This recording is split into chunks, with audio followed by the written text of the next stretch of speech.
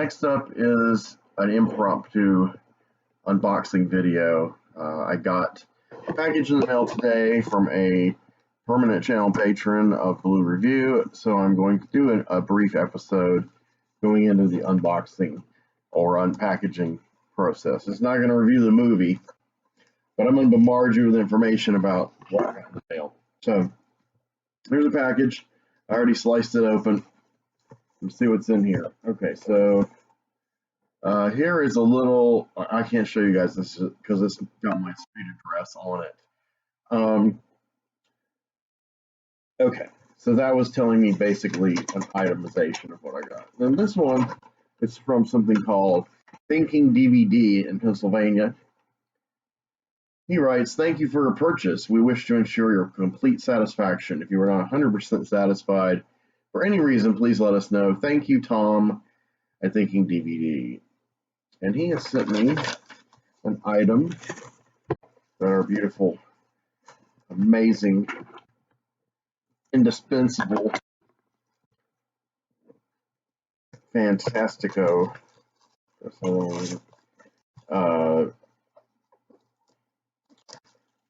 Channel patron. Tim Tolbert had alerted me was on the way. So anyway, this is it. This is ZOMBI. Lucio Fulci's ZOMBI. This is Blue Underground. This is 4K restoration, 3-disc limited edition Blu-ray. Oh my good lord. Okay, so check this guy out. This is a worm-eyed zombie. He's my favorite. I did a picture of him, but I'm having trouble finding it. I did a Fulci character collage with him and Majara and Emily and Dickie, and I don't know where it is. But it also had Shaka from Forward with the Apocalypse. It was like a mosaic picture I did. So this is a lenticular cover, so it's kind of faux 3D, but you turn it at an angle and it kind of looks like it's like a prismatic kind of vibe. So, and this is also a slipcase, so prismatic slipcase. I don't think I have any of those currently, but now I do. Isn't it beautiful? All right. Look how thick this thing is. All right. So let me check this out with you. I've had a really bad cold. So in addition to the medication that I normally take, I've had to take NyQuil. I've had to take those ingredients that people use to put into meth. But, you know, we card people at my work for all cold medicines now of every kind, anything remotely related to cold medicines or smoking. Anything related to smoking. You know, we don't sell cigarettes, but we card for lighters. We card for nicotine patches for people who want to get over smoking. So you're demonizing and inconveniencing the people who are trying to quit on top of the people who already smoke and aren't going to quit. I am not blaming my employer. I am blaming an old senile guy who's running the show right now. Which is welcoming Armageddon. Enough of that politics. Here's what it says on the back. 40th anniversary limited edition new 4K restoration. Oh man, I don't know if I can read this. My eyes are failing. I should use, I can't read this. I'm not going to try. But basically it tells about the movie. And what's on this disc. It's 3 discs. God, let me check this out. Oh, good lord. Well, check this out. This is like, is this a comic book? This is like new artwork. Oh, it's just like a little sheet. Looks like new artwork, Ebon Press. So this is the official comic series based on the classic motion picture, ZOMBI, Lucio Fulci's ZOMBI, only at ebonpress.com. Now this is the guy who's gone under tons of different names. I think Sean Smith was one he had the longest, Shane Bugby or something like that. But I'm not doxing him by saying him, but I believe Ebon Press was a spawned of Blackheart Press, which is what Sean Smith had. Sean Smith used to advertise in Shock Cinema when I wrote for it, and I called him on the phone a couple of times. And he was also deeply into gore and extreme stuff. So he started doing these T-shirts, Blackheart Press, of different properties. and then he ended up with the comic books. Now I don't know how authorized these are, but I assume they're probably authorized because Blue Underground is advertising them.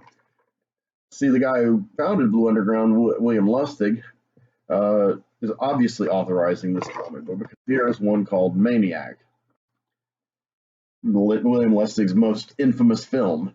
The original classic motion picture is now a gut-wrenching comic series, Maniac. I actually think if you did flashbacks of Frank Zito, if you blend in a little bit of what Elijah Wood was trying to do in the remake with the original, you can have a series. I haven't seen it. I don't. That art is okay. It's pretty good.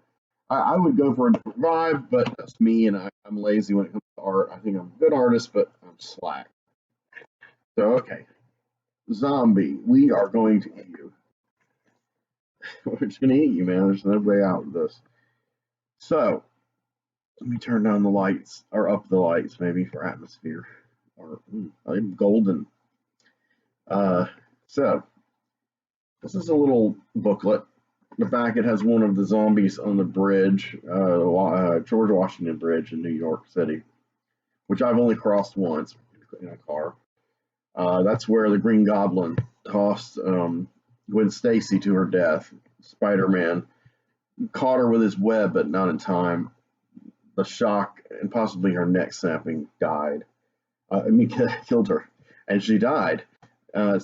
Spider-Man temporarily thought that the webbing pull snapped her neck and killed her, but the Green Goblin, wanted Peter to feel not, a little better, and so he said, "Hey, the shock of the fall. Now I don't know enough medically to know what the cause of death will be, but she died. It's probably the greatest Spider-Man comic book ever. So go find it. All right, so so here's one of our main characters after she has had her neck chewed off by a worm-eyed zombie, and she becomes one of the zombie crew.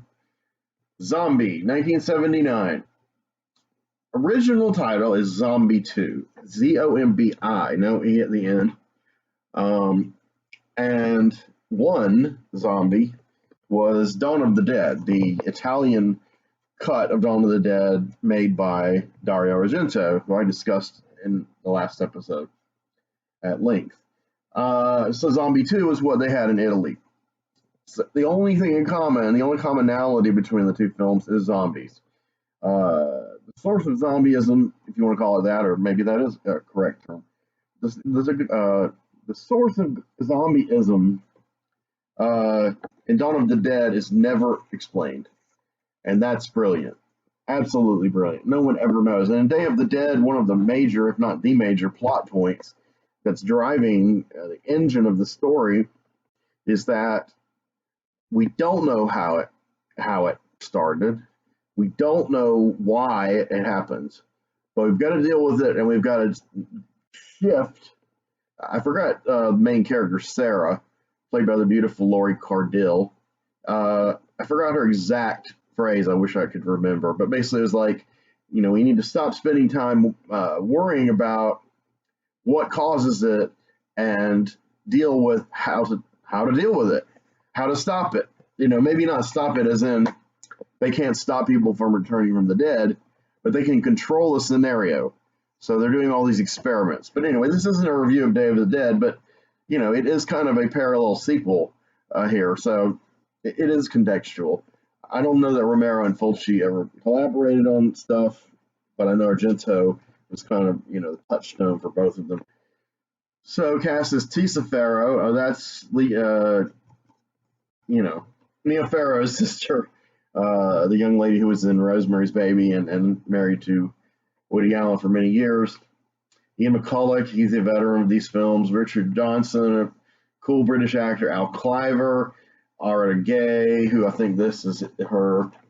Stefania De Mario, and the incredible Olga Carlotos, who turns up in a lot of incredible Italian movies and European films in this period, and notably in Kioma in the 70s, she played a key character. Very beautiful, very striking eyes. I read about her, but I forgot what I read. With her name, it sounds like she is Greek, perhaps, but I'm not sure. because when I researched some of these actresses, it turns out they're from a totally different country than any of the countries they film films in. Like Florinda Balkan is a good example. Marissa Mel. They're not Italian, but they are European, and you know, so uh, her only role really that she's known for in more mainstream cult films is one I'll probably never review, but I have on Blu-ray, the incredible Purple Rain, starring Prince. So she plays Prince's mother. I don't know if she's old enough to be Prince. Prince was pretty damn old young when he shot that film. He was like 23 at the oldest, and he already had like 5 incredible albums. Crew directed by Lucio Fulci, written by Elisa Briganti and uncredited Dardano Sacchetti. And over the years, Dardano Sacchetti has taken a lot of credit for this film. He's co-written a lot of films for Fulci and for Argento. I'm pretty certain he wrote Cat o' Nine Tails. I have very briefly corresponded with him in the past, only in passing. I tried to get him to join my Facebook film group. I don't think he did, but he joined one of my groups, but he was, just there. He's an incredible guy based on interviews. Elise Briganti, she is major. She really actually wrote the screenplay for Zombie, and she's somebody who's just now getting credit. And she's kind of like the woman who works with the dude who did Troll 2, etc. His name is escaping me right now, but he had worked with Fulci quite a bit, and he did knockoff sequels to Zombie, like Zombie 3, Zombie 4. So I think there was Zombie 5, and this guy directed all of them. Why can't I remember his name? Do I have my phone where I can cheat? I don't. I'm bereft of cheating materials except the computer. So I'm going to say Fergaso. If I look that up really quick, that's probably what I'll get. Let's see. Director. Claudio Fergaso. Yes. And he, according to this little thing here,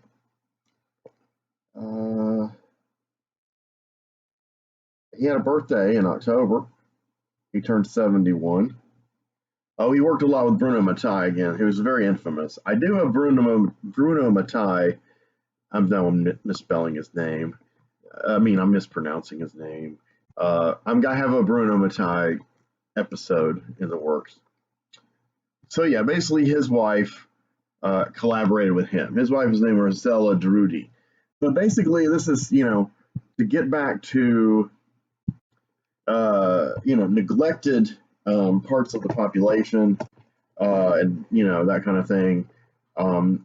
It's interesting that there were two women, key women, who wrote most of these. So when I was growing up, I was told that women were into this stuff. They hate it. It's disgusting. Ooh, yuck, gross. Now I find out that not only are there tons of fans of my generation, but way more of the millennial generation after me. And then I've learned over the last 20 years that these two women wrote a lot of these films, and they're females, and so it's an interesting perspective. It's not just guys who watch these films so they can get off on women being killed, which has been leveled against Argento, Fulci, Mattei, Fergaso, all of them as misogynists and total sexist haters. I don't buy it. So this is a what do you call it? Reversible cover. So here is the non-lenticular. The funny thing about the lenticular cover is it has to touch that case and the light to be lenticular. I wonder if this is lenticular. So this is the standard one that we've been seeing for many years, put out by Blue Underground on DVD and Blu-ray. I had the DVD with this cover as soon as it came out. Same information printed as on the back of here. I'm going to stick with the new Worm-Eyed Zombie because I like variety. There have been several other kind of covers of this. Like Media Blasters did one actually called Zombie 2, and it had zombies, walking along the George Washington Bridge. And then there's one that it's more kind of tribal and mystical looking. I can't recall, but I bet there's been a couple of gory ones. But Worm Eye is pretty much cornered the market as being the iconic image of zombie. Let me exhale. So I apologize, y'all. I have had a lot of medication today, so I don't know if you say I'm high, but okay, maybe I'm high. So now you can please let me off the hook for stuttering and stammering and making bizarre statements. Not that I don't normally do those things, but it seems to be at a premium here today. So I'm going to get the light a little better for me, just to feel more relaxed for ambiance. There we go. So yes, I'm the golden child. So here's the deal. There's that booklet, and inside the booklet, after we get all that information, technical information, Fabio Frizzi, let's talk about some more technical information real quick. Fabio Frizzi did the music, accompanied by Giorgio Tucci. Now, Fabio Frizzi is a man that I have seen live in concert. I've probably told this story. I know I've told this story before, last Halloween when I did a segment on The Beyond. The Beyond is my favorite Fulci movie, and it's one of my favorite films. I think it transcends the Italian horror genre. Now, other people would say it's completely, a iconic example of of Italian horror. Like it embodies it. It is endemic. And I believe that. I do believe that, but I don't think it sums up all Italian horror in several ways, because I believe it's more surreal and mind-bending and atmospheric in a really dark, obviously very dark way, but also one that makes you think, makes you feel weird things, just like in dreams. It's a dreamscape. The beyond. What is it? Is it heaven, hell, the dreamscape, the dreaming, whatever? You can see Morpheus pop up here, and another dimension, another reality. Is it in their minds? What does it mean when they glimpse the beyond? Well, their eyes turn white and they're blind. But apparently they're mortal, because Emily lived 53 years after she was blinded by the Book of Ebon. So we get back to Ebon Press here. Because this guy, Sean Smith, is obsessed with the beyond. So was the great Chaz Ballin. He was incredible. He had a theme called Deep Red. He passed away a few years ago. He was into the deep, gory stuff. And back then, this stuff really disturbed me. But I kept plowing through it. And look at me now. So here's some vintage imagery. There's the Fangoria cover with a Worm Eye again. There's a one sheet of zombie with the eye, that's Dawn of the Dead. I call this film proper zombie with an eye. I am going to put that on. I'm not going to call it Zombie 2. Maybe I will. Maybe I'll have to. My channel patron, who has gifted me with this, he refers to this film in text as Zombie, Z-O-M-B-I, not Zombie with an I 2. So I don't know. I don't want to say 2, because I believe it's stand on its own. So maybe it should just be called that. Because in a way, for a lot of people, it is the definitive zombie movie, just a pure zombie movie. Now, remember when I said in Dawn and Day of the Dead, they don't know what caused the zombies, what the people to awaken from death and shamble about and cannibalize other humans who are living. In this, there's a reason sort of given. There's kind of a mix of science and sorcery, if you want to put it that way.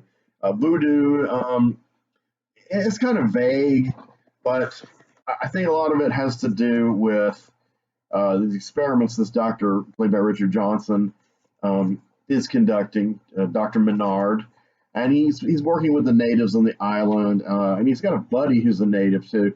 A lot of these elements were directly copied in Zombie Holocaust, and that one was totally messed up.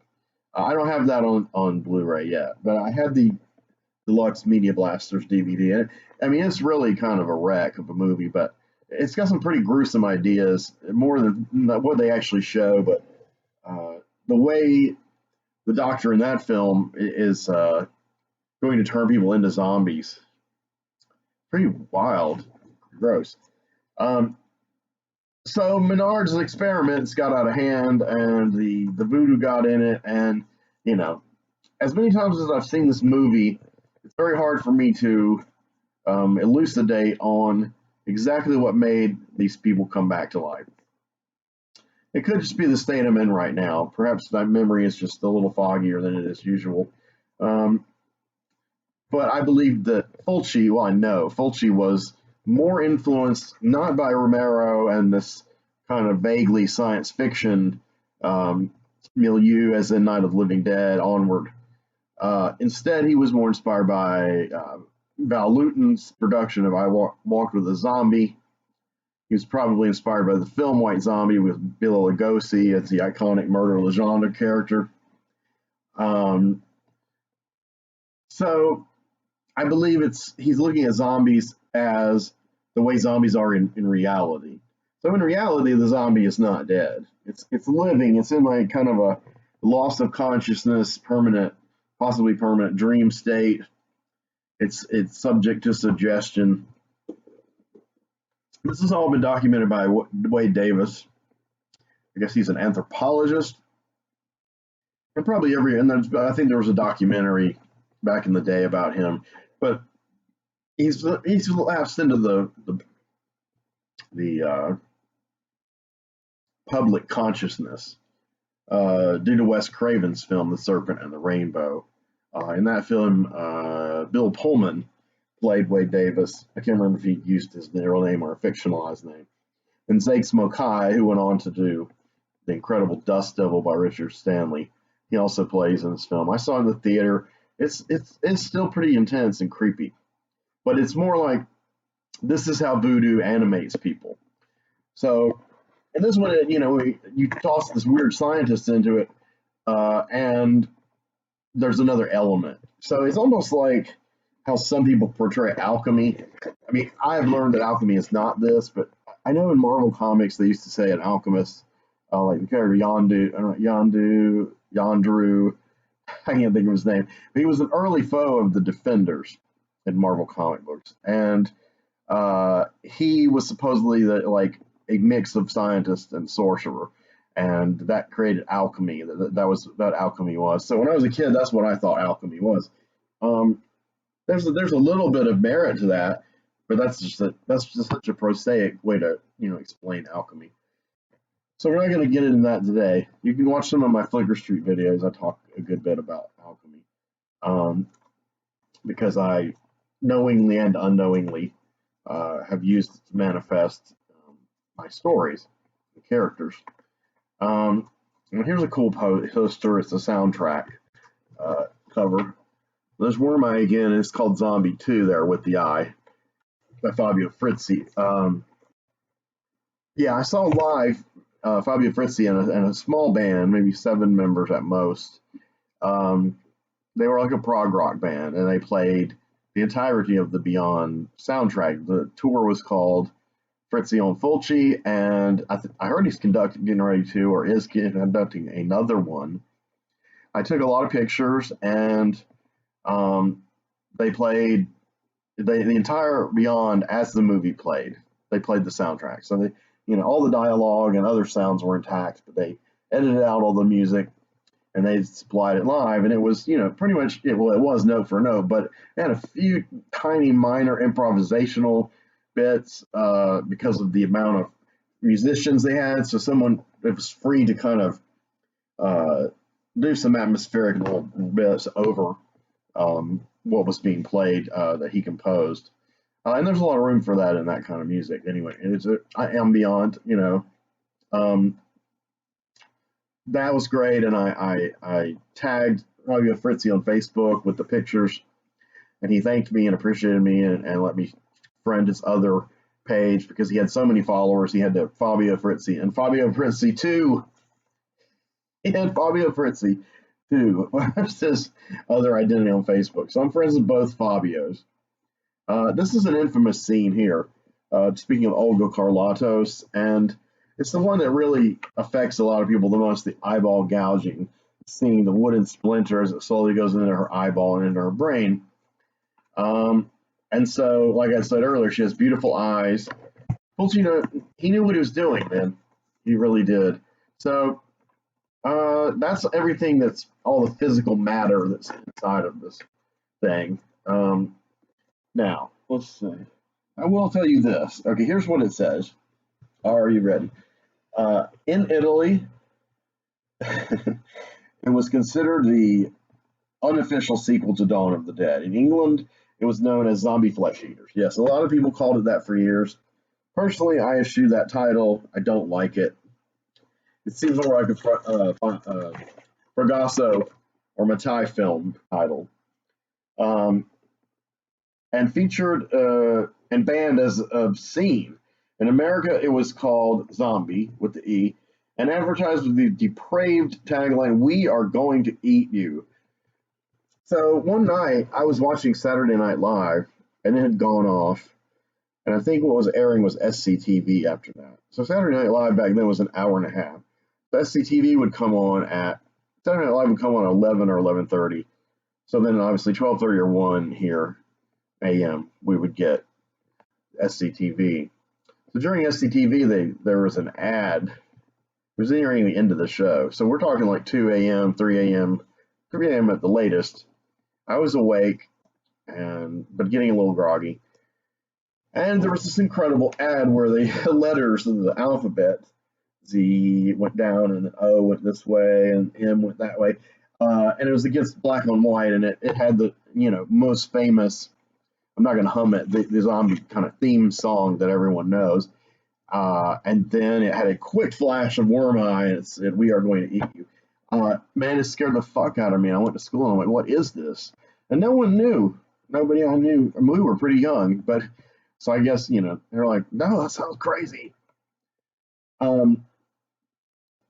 Tissaphero from the Grim Reaper, which is, I believe, Anthropophagus, the same film. Ian McCulloch from Contamination, which is Luigi Cozzi film. Al Cliver from Cannibals, which I think is a Jess Franco film. And Richard Johnson from The Haunting. Now, I guess that's the classic Haunting by Robert Wise, but I might be wrong. He was also in a couple of movies playing pulp character Bulldog Drummond, who was very controversial at times. And they all star in this worldwide splatter sensation directed by Maestro of Gore, Lucio Fulci, City of the Living Dead, House of the Cemetery, by the Cemetery. There remains one of the most eye-skewering, skin-ripping, gore-gushingly graphic horror films of all time, just in time for its 40th anniversary. So this came out 2 years ago, I believe. Blue Underground is proud to present Zombie in a brand new 4K restoration from the original uncut and uncensored camera negative. This is Zombie, with an E, like you've truly never seen it before, bursting at the seams with hours of new and archival extras. When I got the DVD, I don't think I was given it to review. Anchor Bay gave me a few of the early Italian horror DVDs they were putting out. This is at the dawn of DVD, kind of. So this is like 1998. Yes, 1998, 1999. So when Zombie came out, by this time I'd had Tenebrae and Demons and two others, Deep Red and Phenomena. So I had those direct from Anchor Bay, and I talked about them in my Halloween special that year in a publication called Indie File. It was a regional paper, free paper, alternative press. So this one I bought, and I'm not sure where I bought it. I'm not sure if I ordered it or I bought it at Borders. I didn't work yet at Borders, and then I worked at Barnes & Noble. And Borders had DVDs. They had wonderful, wild, great selection. I bought some incredible stuff there starting in 1993. I think the very first thing I bought was The Cook the Thief, His Wife and Her Lover, the uncut version that I had ordered. And, they didn't have it in stock. And what a find, what a way to launch your DVD collecting career, your official, not DVD, VHS. Sorry. Launch your VHS collection. Yeah, these were VHS, not DVD. So Borders had tons of VHSs of all kinds of incredible foreign films, and they could order anything. So I got to Cook the Thief on videotape, and I've done a video about it. I'd like you to watch it. I'm really proud of it. And the next one I got was Sin and Nancy, and then kind of went from there. I got Jubilee, I got Prospero's books, Blade Runner, the director's cut. Those are some early examples of my official VHS collection. So Zombie came to me. I got it somewhere on DVD in 1999. You know what though? I don't think it was DVD. Now that I really think about it, because I did not fully convert to DVD until the year 2000. Correct? All right, or 2001. One of those years. Yes, I got a DVD player from my good friend and unofficial channel patron, Dwayne Cochran, a longtime friend. He set up my Plex account, so I have access to a lot of stuff that I have reviewed on there. That's where I watched. Nope. So I have to give him credit for those. So he had an extra DVD player laying around. The laser was a little off, so things would jump. But he gave it to me around the time I started working at Borders. So this is like early 2001. So until then, I was just building this massive 800. I think I had 800 VHS tapes, and mostly pre-records and some bootlegs. So yeah, I bought this, and I think it was in a clamshell case, they called it, and took it over to a friend's house, a guy who worked at Barnes and Noble, with the possibly possibly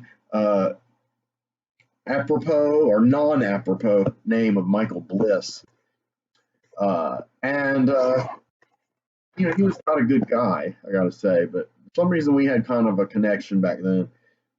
Everything went sour by late '99, but my point being is that I watched it at his house, and I believe there was one other friend that I worked with named Anthony at Barnes & Noble, and also Beth, who was Michael B's kind of sugar mama, I guess you could say, because that's how he used her. But basically, she paid for everything, and he paid for his apartment, and paid for their apartment, and another friend. So there's like 5 of us, and Beth and her friend weren't too interested. But after exposing me to some really harsh gonzo porn by Rocco Siffredi, where a really funny exchange happened. Then we dived into my zombie tape, and we were all blown away. The clarity of it, the crispness of it. I mean, we'd never seen it look like that before. We'd only seen bootlegs and rented copies. So I didn't really like the movie that much until then. I mean, I was going to give Fulci another chance because I was all into Argento and into Lamberto Bava and those cats. The proteges of Argento, like Lamberto Bava and Michele Soavi, who turned out to be the most interesting director of a lot of that next generation. But I gave Fulci another chance, and this was what kicked it off. And so this is a remastered version that allegedly is going to take it to the next level. So I hope when I watch it on my 55-inch 8 HD television, not 4K, I hope I have watched 4K on them, and they do look incredible. Little bit more incredible than the usual, 1080p, I guess is what I have. They look ideally great on a 4K TV or in a 4K Blu-ray player, but I'm not going to go down that route. At this point in my life, I have no more money to spend building that kind of arsenal. If I do get that kind of money, it'll go towards music equipment so I can finally record my albums. But I do have a Blu-ray library back here, and after Halloween, I'm going to do some episodes exploring it. Because I'm very proud of it. That's the stuff I'm not going to sell. Everything else back here that you can't see, I'm selling. It is a lot of stuff. So you can check out my eBay store down below too. So this is an event, a lovely event. I can't read all the other extras on the disc because I'm getting old and I need glasses. So yeah, I'm gonna have to disappoint y'all if you want to know what the extra features are. I have read once or twice on Amazon what they were, but I've totally forgotten. Um, the interviews, tons of interviews, of course, tons of profiles of Fulci. You know, talking to people like Al Cliver and Ian McCulloch nowadays, what they think of all that, and you know, probably some bits that were cut. I don't know. There's a audio commentary by Troy Howarth, author of a Fulci book that I can't read the whole title because of my eyes. And I have mixed feelings on Troy Howarth as a person. As a writer, I think he's extremely knowledgeable and he's just pumping out these books. But that was the direction that I wanted to go in the late '90s. Ultimately, was going from writing the fanzine articles and reviews to writing semi-scholarly, quasi-scholarly books on cult film. And I believe a good friend of mine, a sponsor of this channel, is probably heading in that direction at some point. I think he's going to touch on it. So, yeah, so that's kind of interesting. I've listened to one of his commentaries. I'll give this one a shot. There's one on a Mario Bava film that I have on Blu-ray that he did. I just got a text from Tim Tolbert saying, "Have fun and enjoy your movies." So these were his Halloween gifts to me. He sent me one yesterday, "The Last Man on Earth" on Kino Lorber Classics. So that is a big upgrade for me because I'm selling the DVD. I've had it in my eBay store for ages. If anyone wants to buy it, I think it's down to $12, but I'll go with best offer, of course.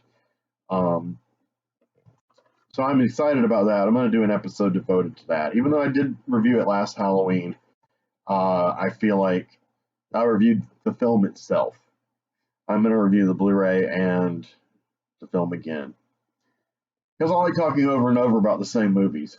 But I like talking about movies I've seen for the first time. I've got a really special episode coming up not long after this that I think will be amusing to you guys. So yeah, it's Lenticular again. I am Lenticular, and I want to say thank you to Tim Tolbert, all you guys who subscribed. I've got some nice feedback on my Dark Glasses video. I think it turned out great. I like that movie way more than I thought I would. It's one I would watch again. I'm not sure if I'd own it or not. We'll see. You know, I got to get out of poverty first.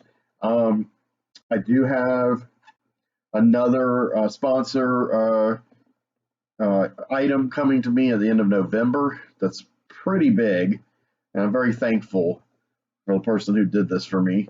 I think it'll blow your mind. But anyway, as far as current materials that have been gifted to me, I still need to review In Depth Out of the Blue, the Severin DVD, and I still need to review the Funky Forest set. Those are both November things. But I'm going to push up Last Man on Earth because it is a horror movie and also a science fiction movie, of course. And Zombie. I'll probably do a review of Zombie. But if I don't get to do a review proper of the movie Zombie, I will let this stand as my statement on Zombie.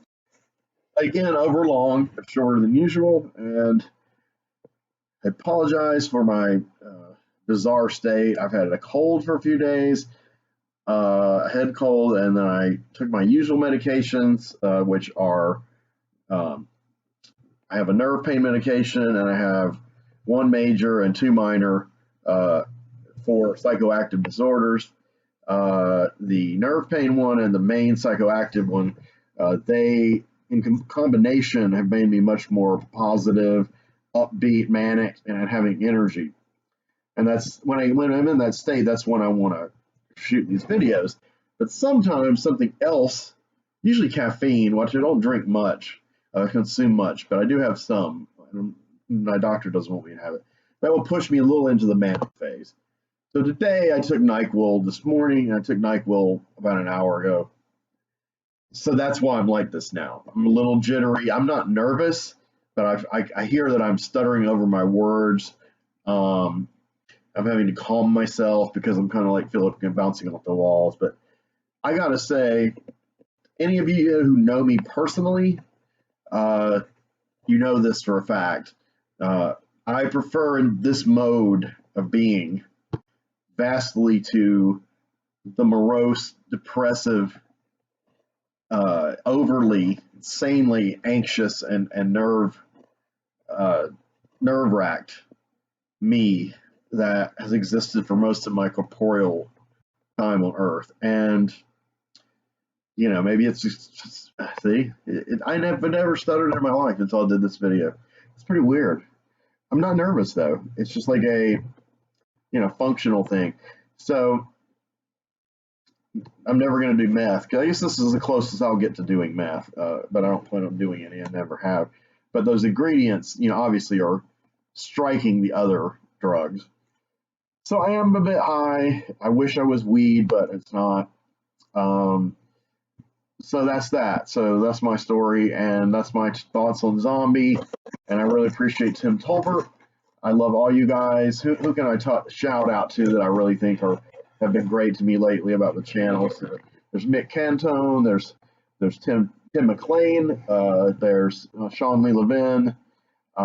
There is Amy Green. There is Jessica Anderson. Someone else, Shelley Druckery. Oh yeah, I can't forget her. And a few others, but those are some notable people that I would normally do that clapping thing for King of Comedy with. So anyway, take care, and I'll see you real soon with some really wild films for Halloween.